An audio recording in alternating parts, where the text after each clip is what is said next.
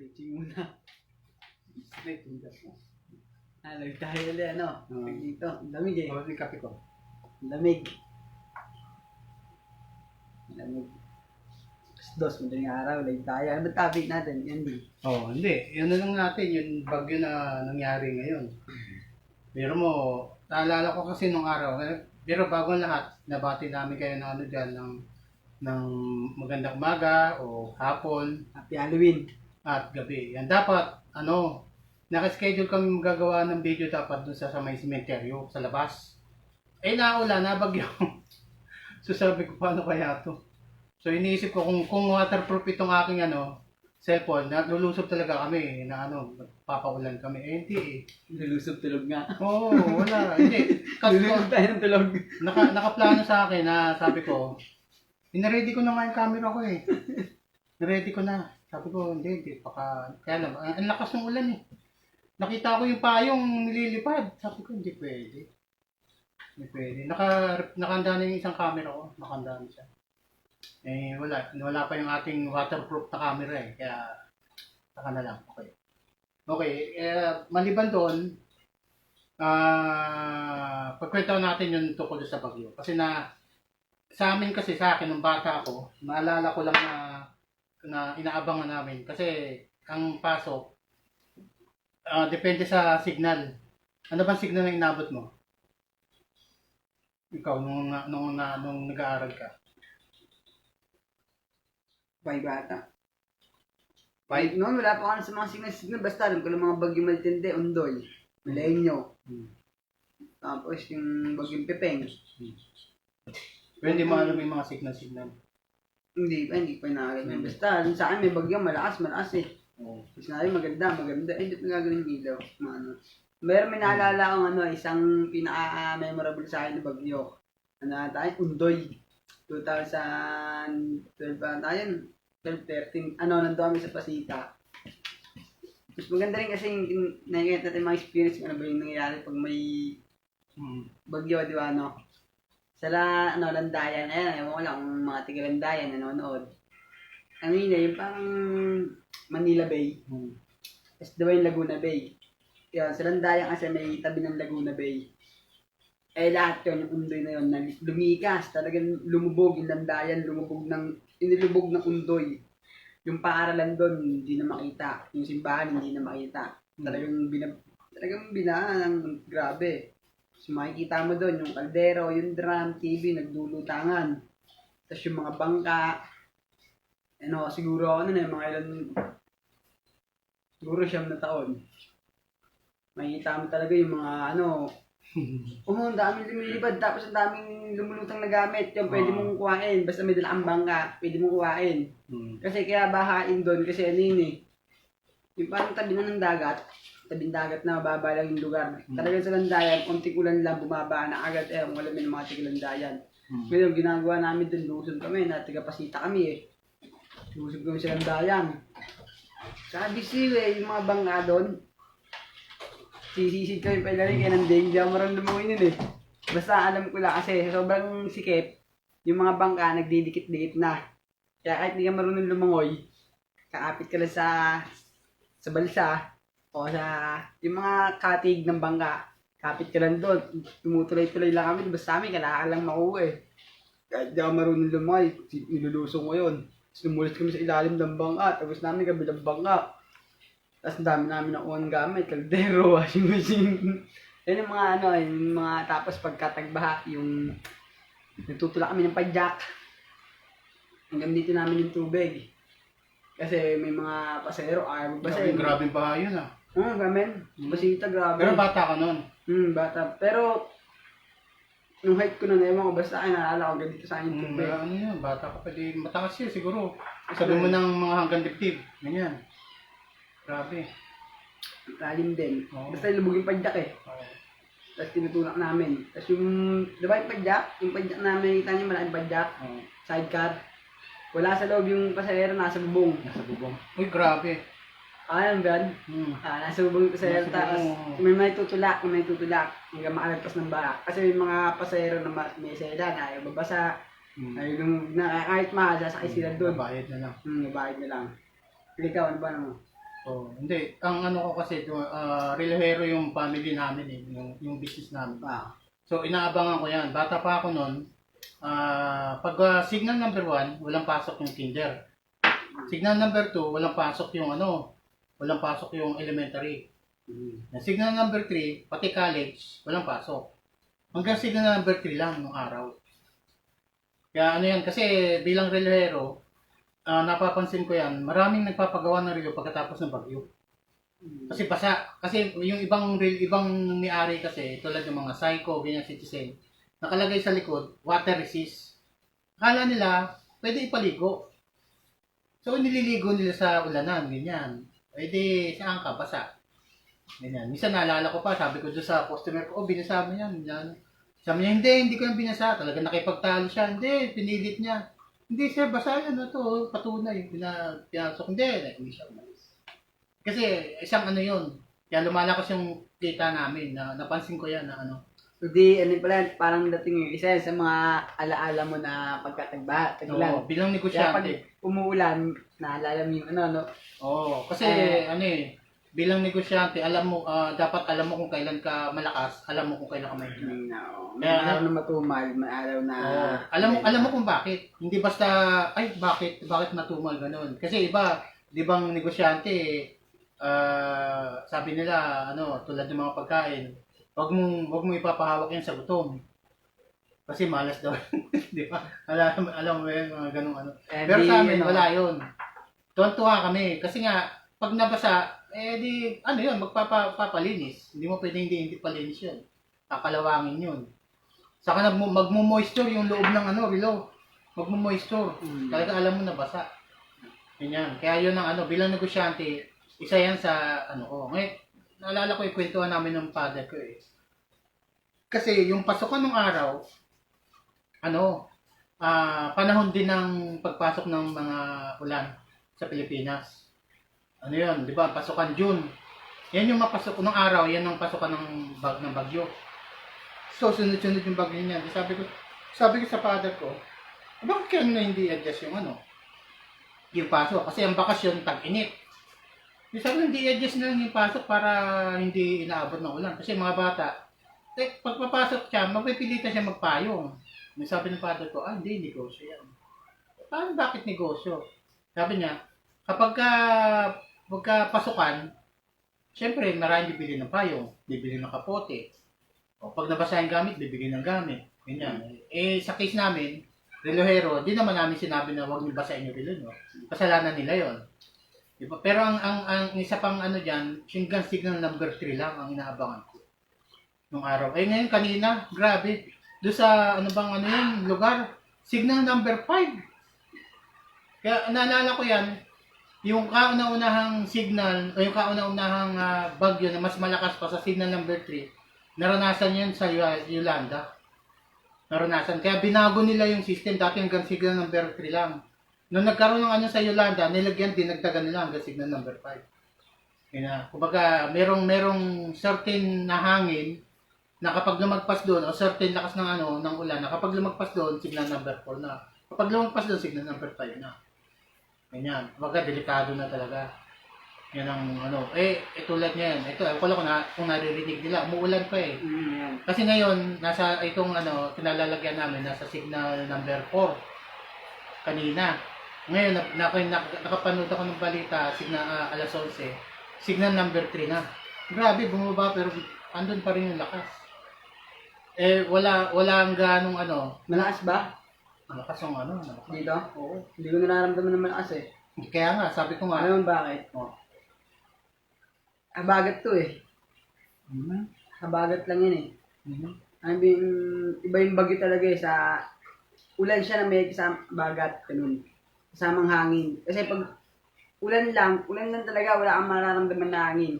Pero para sa akin, mas nakakatakot yung habagat. Kaya yung wawasakin yung bubong mo eh, kahit walang ulan. Kahit di umuulan, habagat lang. Wawasakin yung bubong mo, yung puno, magtutumbahan. Sobrang lakas ng hangin. Ngayon, pag nagdikit yan, yung ulan at habagat, umuulan na ng malakas, umahangin pa ng malakas, paalam ka na. Sumali mo sa buhay.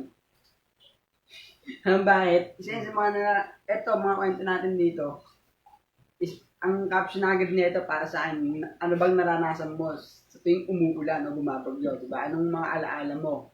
Di ba? Parang ganun. Ngayon, sa akin, kaya sa amin, sa lugar namin kasi, malinipis lang yung bubong. Kaya bali, pagka sinabing may habagat, nakakatakot. Mas nakakatakot yung habagat para sa amin. Lalo sa mga karating probinsya. Sa kanila, kahit itanong mo yan, nakakatakot takot sila sa habagat kaysa sa ulan. O, sa ulan, babahain ka dyan, naalunin ka dyan. Pawasakin yung ano mo dyan. Di ba? Kung hindi maganda yung pundasyon tayo ng bahay mo. Pero pagka ang bahay mo naman kubo lang, di ba? Tinagpi lang, matakot ka sa habagat. Kasi, hindi pa rin bubong mo. Dito kasi, medyo subdivision to para sa akin. Hindi ako makaalas dito, hindi ako makakita ng mga naglilip pagising ng umaga. Paglabas mo, may kita ang bubong sa kalsada. Dati, nung nandun ako sa squatter, paglabas namin ng bahay, may kita mo talaga mga bubong na nasa kalsada. Yung bubong ng kapitbahay, nandun sa kabila, sa kapitbahay. Nakita na ba ng gano'n? Di ba? Nakakatakot yun eh. Nakakaawa. Syempre, di mo naman alam kung yung nakatambay. Kasi may mga nakikita nga ako nagpo-post ngayon sa Facebook na natakot yung bagyo, nakatambay kami. Di ba? Kahit kami, naranasan namin yan, kahit bumabagyo na, nakatambay pa rin kami. At ating gabi, nakatambay ka, tapos babagsakan ka ng yero, sa leeg pa. Pasang leeg mo, minsan nababalita sa KBN, di ba? Isang binatilyo nakatambay, nilipad ng bubong, patay. Kaya sa akin, mahirap yan, mahirap yung mga nararanasan natin yan, mahirap yan. Yung mga kwento nga na doon sa probinsya Bicol naman yung kwento sa akin. Yun daw kapitbahay niya, ang bubong ipawig. Yung Down. o yung lang. Pero nung pagkatapos ng bagyo, naging yero. Kasi Ang dumami kasi yung parang yero, hindi alam kung kanino, di kanya-kanyang daputan na lang. kaya yung bahay namin yero. di parang ang dating mas siniswerte sila pag Oo, swerte. Uy, babagyo na naman. Kaya, paggawa tayo ng bahay, hindi, antayin natin yung lumipad. Parang ganun. Parang ganun ang nangyari. Grabe. Akala malungkot sila, hindi. Hindi, Masaya sila, mas sumasaya pa sila. Kasi nga, parang opportunity yan Yan. Ang bagyo, yan, dalawang mukha yan. Kasi, yan yung oras na panahon na may mga kikita talaga. Kasi imagine mo may na araw, ay yung malas ka swerte, no? Oo, kasi imagine mo na lang yung mga tindahan. Kung alam mong may bagyo, mag-i-stock ka ng madaming noodles. Ganyan. Madaming Kasi may bagyo So, opportunity yan. Malapit na magbagyo. Sige, tayo maraming Ganun yan So, kumbaga, tulad nga nung payong, jacket. Ngayon, meron pang additional Dati ang requirement lang sa sa mga Stante. ngayon yun, ang requirement lang sa sa evacuation center. Kailangan dali mo yung damit mo, ganyan, dali mo yung hindi mo nadadali mga client, iwanan mo na. Ngayon, hindi. Kailangan meron kang face mask. Another opportunity na naman yun. Di ba? Kung ikaw yung nagtitinda ng face mask, sigurado dapat damihan mo na. Kahit mura mo siya ibenta, sigurado mayroong bibili. Kasi requirement na Tapos, hindi yung plastic, alam ko, siguro palagay ko yun, mas malakas ang benta ngayon. Kasi requirement na kailangan maglalagay ng ng division. May pinanood ko nga isang evacuation center. Pero parang tent siya. Hindi katulad ng araw, tabi-tabi. Kaya di mo kakilala, katabi mo na. Ngayon hindi, kailangan kasi nga meron pa rin COVID. Meron pa rin COVID. Di sana, wag naman sana na pagkatapos ng bagyo, tataas yung ng COVID kasi yung iba hindi pwedeng hindi magkadikitan Kasi bagyo bagyo magseselan ka pa o ka pa na wala kang face mask. Hindi pwedeng ganoon Bagyo Saka ang matindi ang bagyo ngayon, signal number doon sa kamag-anak ko sa Cavite, signal number 4. Dito doon sila sa amin dito, medyo okay kasi nasa taas ng lugar kami. Pero yung Cavite, nandun pa sila mismo sa pinasukan ng bagyo, Tansa. Kita mo yung alon doon. Grabe, pumapasok na yata yung alon doon sa yung kamag-anak ko. Malapit sila sa Dalampasigan kasi mga isda yun Dagat. Oo, mga isda. Kaya ini-imagine ko, pumasok na yung tubig sa bahay nila. Di ba? Yan ang ano sa Pilipinas eh. Dapat, ang tinatawag nating building code, ano, nakaano sa bagyo, naka-prepare sa bagyo. Dapat ganun. Pero alam ko hindi pa updated ang building code ng Pilipinas eh. Hindi siya, kasi hindi natin pwedeng gamitin yung building code ng ibang bansa eh. Kasi yung building code sa Pilipinas, iba. Oo, iba. Saka yung tinatawag na ano, preparedness, dapat iba rin. Kasi ito sa California. California pinagbabawal ang ano, bato na bahay. Bato. Bahay na Gaganyan, bato. gaganyan ka. Wala. Kasi ano 'yon, inaantay na lang yung tinatawag nilang the big one, yung lindol. Kasi ano yun eh, tawag dito yung daanan ng yung tinatawag na belt. Ano mo tawag doon sa belt? Earthquake belt, parang ganun. So, pag gumalaw yun, boom, talagang maraming ano. So, bawal ang bato na bahay. Eh sa Pilipinas, meron din tayong inaasahan na lindol, pero hindi ganun kalaki. Pero dapat dito, katulad ng mga bahay natin, katulad sa ano, Batanes. O sa Batanes, halos lahat ng bahay doon, bato. Inabot na ng ilang taon, hindi pa siya nagigiba. Eh, bato talaga, as in bato, malalaking bato. Ano, may daanan ng bagyo yun eh, Batanes. Sa amin, Catanduanes. Sa amin, ulo ng bagilagi yun. Kaya ngayon nga, nagre-reklamo na naman yung mga ano yung mga naririnig ko yun, na nakakawa rin. So, paano eh. Ulo at saka buntot. Doon dadaan, tapos doon mahuli. Yan ang kwento ng airpot ko. Saan ba? Catanduanes. Katanduanes, oo. Yan ang kwento ng airpot ko. Kaya dati, may sign sila ng mga usa. Eh, airpot ko, papastulatan ng usa dati. Eh, pagka nagkikwento sa akin yun, ayun sabi niya na isang sign sa kanila, kapag umiyak yung usa, may parating na bagyo. Umiyak yung mga usa, may parating na bagyo. Tapos, pag may usa naman na umiiyak, tapos may luwa, malakas ang sunog na darating. No, matindi ang ano yun. Yung mga usa. Eh, mo lang, totoo yung kaya airpot sa airpot ko. Totoo yung kaya niya. Basta, hindi yung mga sign na sa Catanduanes. Yan daw ang alam. Eh, sa Catanduanes, maraming usa dyan eh.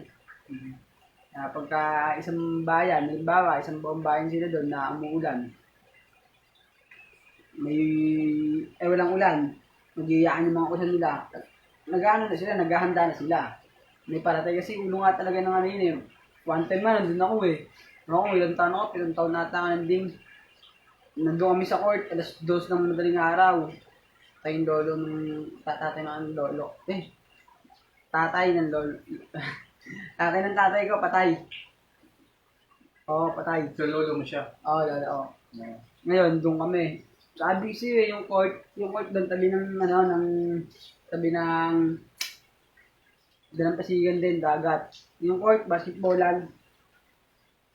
Tapos nandun kami, yung bintana, may kita mo yung dagat. Pag gumawa ka sa court, kita mo yung dagat. May kita mo yung court, yung pader, may kita mo yung pader na ganyan yung alon. Pag umahampas boom! Boom! Talagang may ramdam mo yung yanig ng court. Kinakalabog yung court. Ramdam mo yung yanig ng court. Parang, alam mo, lahat kami nagtabihan doon. Kasi yung bakit? Doon ko na-realize po, kaya palang gibayin ng tubig, yung mga semento. Kaya gibayin ka talaga. Ngayon, ewan ko, giba na daw sabi eh. Mali nga din pagkakagawa ng gumawa nun, mali daw eh. Parang ginawang, pero sabi naman nila, hinarang lang daw yun. Ginawang harang lang. Kasi kung wala yun, pasok sa kalsada eh. Kaya ginawang ganun. Oo, kasi nasa kalsada siya eh. Diba, kalsada. Tabi, court na. Basketballan ng mga tambay. Ngayon, hinarang yun. Kasi pag wala daw yun, malaking pader siya eh. Pag wala daw yun, yung pag umalakas daw yung alon, lumalag pa sa kalsada. Yan, nakamotor ka, ampasin ka ng alon. Hinarang yun. Eh ngayon, durog na ata. One time na, parang doon kami tumambay kasi nga malakas yung ulan. Kita mo talaga yung court. Pag uniyayan eh. Doon ko naramdaman na kung taga doon ka. Tapos may parting ng tsunami. Halimbawa yan. Tapos may parting na malakas na bagyo. Yung ganyan. Kawawa talaga. Nakakatakot. May may balita dito sa may bandang Bicol yata yun, Albay. Yung kasi yung amang pinatubo, 'di ba, nagbuga ng ano ng lahar doon sa tuktok. Eh umulan. Hindi yung lahar doon, bumaba. May maraming bahay na bato na nadali talaga ng baha, ng ano, lahar. Nag-iba yung mga bahay na bato. Kwento ng ano, kwento ng reporter, sabi ko nga, wala siyang footage walang ano, footage. Kwento lang. Oo, kwento lang. Pero nandun siya. Siguro baka bukas papakita yun.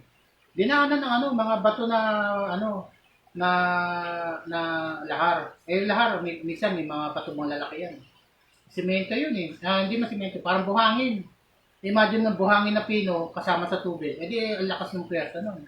Eh yung tubig nga, kinikwento niya, gumagano sa pader. Eh lalo na yung may tubig na may buhangin. Mas malakas ang ano. Dala. Oo, mas malakas ang ano, pwersa.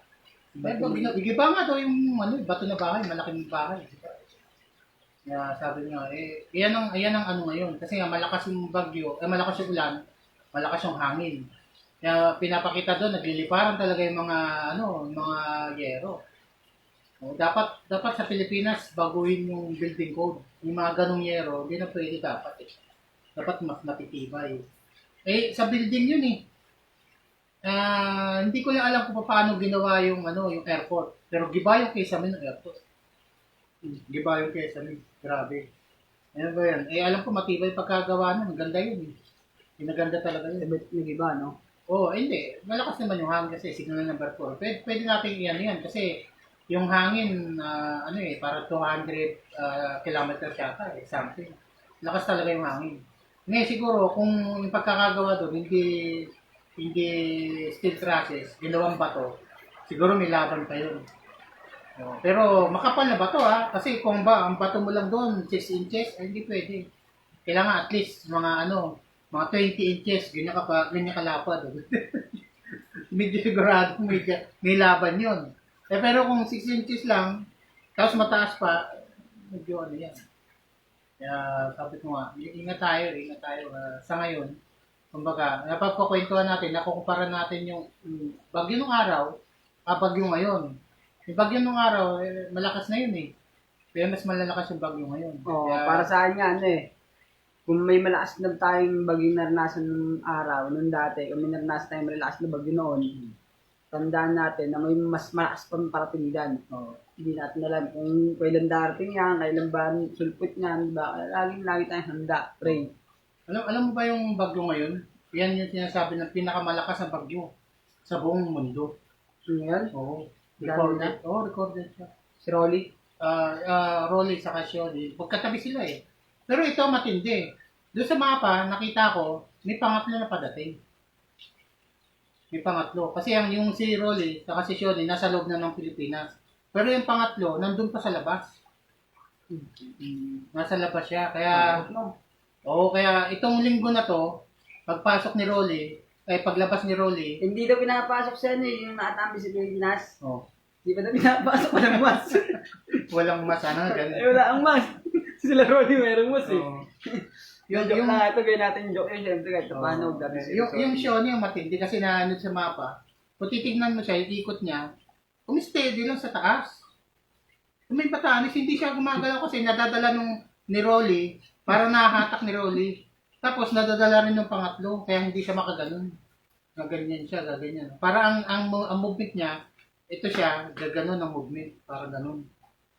Magkasunod. Kaya sabi ko nga, meron sila sinasabing parang Shuhara effect yata, yung parang gano'n. Yung parang hinihigop yung bagyo.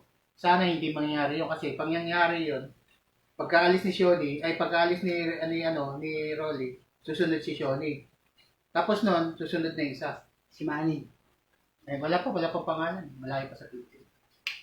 Pero, ngayon, malayo pa lang siya, malakas na. 50 kilometers per hour. Malakas na siya. Ngayon, habang nasa dagat ang bagyo, lumalakas. Yan ang niyan. So, gaano kalakas yun pagdating sa Pilipinas? Layo pa niya. Malayo pa siya. So, sana, yan na natin na... Kasi, kung titignan ko yung trajectory, kasi trajectory palagay na tama nitong si tataas talaga. Tataas. Siguro, tatamang batang Batanes. Pag hindi nagbago yung trajectory, tatamaan ng Luzon. Kasi minsan hindi man dumadaan ng 2 beses ang bagyo sa isang lugar eh. Bawa dito, pumasok sa, alam mo kung saan pumasok yung bagyo? Sa Atimonan. Hmm. Atimonan, grabe. Doon pumasok yung si Rolly sa Atimonan. Atimonan, Quezon. Tapos ito si Shoni, nandun na, nakatama, hindi pa alam kung saan papasok. Hindi natin alam. Ngayon, kung papasok man yan, malamang hindi Atimonan, malamang tataas ng konti. So, ibig sabihin, kung tataas ng konti, may bandang ano siya, bandang Quezon. Tapos yung susunod, bandang Luzon. Ganyan. Sana ganun, ano. Pero wag sana. Kung magkataon pala na huwag silang pumasok. nyari 5 bagyo parating, tapos lahat dala-dala signal 5, no? Patay tayo dyan. No? Halimbawa, Oo, kawawa. 5 yun, tapos lahat po signal 5 ang dala, eh di sa 5 na yan, eh may 25 na signal. Grabe. Isang busan sa Pilipinas yun Oo. na, durog na. Yung Yolanda ang nakadali doon yung ano hangin eh. Hangin. Kasi nangyari, ganito no, kasi yung tsunami, yung milindol doon sa sa gitna ng dagat. Tapos biglang bababa, biglang mawawala yung tubig, biglang gaganon. Yung hangin iba. Buhat sa labas, ay hangin niya yung yung dagat. Mag-iipon ngayon yan, hangin kasi lumaki. Kasi yun ang tumama sa Yolanda. Kaya binahayin yung Yolanda. Wala tayo bang gagawin, hindi magpakabait. Okay. Na? Parang imagine mo tong 220 sa Pilipinas. Yung Batangas, bubog sarado na yan kasi naano ng Taal, yung Taal Volcano. Tapos dinaanin ngayon ng bagyo. Ngayon, bago yung Taal, pagkatapos ng Taal, bago yung bagyo, na-COVID siya. Kasi dito sa Batangas. Kasi yung Tagaytay, nalugi sila doon nang sumabog yung bulkan. Marami nag-cancel ng booking. Pagkatapos noon, wala na, okay na. Pinayagan, sige na, okay na, wala na yung bulkan. Na-COVID naman.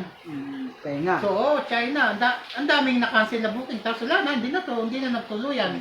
Bawal na maglagay bawal na kumuha ng bisita. Pagkatapos noon, ngayon, bagyo naman. Bagyo. May COVID pa, bagyo sa COVID. Diba? Kaya, itong Pilipinas, lalo na yung bandang Taal, bandang Batangas, bubog sarado na yan sa tawag dito, nawagan na nga yung mga official doon eh. Kasi naubusan na sila ng pondo na para sa mga sakuna. May pondo kasi bawat para sa disaster. Na-disaster sa Taal. Taal Volcano na-disaster. Tapos na-COVID, yung panibagong disaster. Tapos ngayon bagyo, panibagong disaster. Kaya sa na yung pondo para sa disaster. Kaya sabi ko nga, hindi pa tapos yung bagyo. Hindi pa tapos. Kaya, yan na ngayon ang Sisimula pa lang, no? Oo, sisimula pa lang yung kasi nangyari, di ba? Kung pansin mo, di ba taon-taon nagkakaroon tayo ng maraming ulan, maraming bagyo. Pero nito nakaraan ng COVID, wala. Pansin mo yun? Isang buwan. Wala, Isang bagsak. parang inipon nila eh. Parang inipon nito. Parang may isang bagsak, no? Oo, ganyan lagi. Napapansin ko yan. Parang may bilang yung bagyo sa Pilipinas eh. Pag nakulangan ng isa, yung isa na yun, naiipon sa panghuli. Mga huling buwan. November, December. Ito, ilang buwan tayong hindi bumabagyo. May COVID, kaya hindi bumabagyo. Tapos biglang babagyo. Signal number 5. Diba? Iniipon eh. Signal number 5, kaya tayo. Kumbaga, natin yan. Pagandaan natin.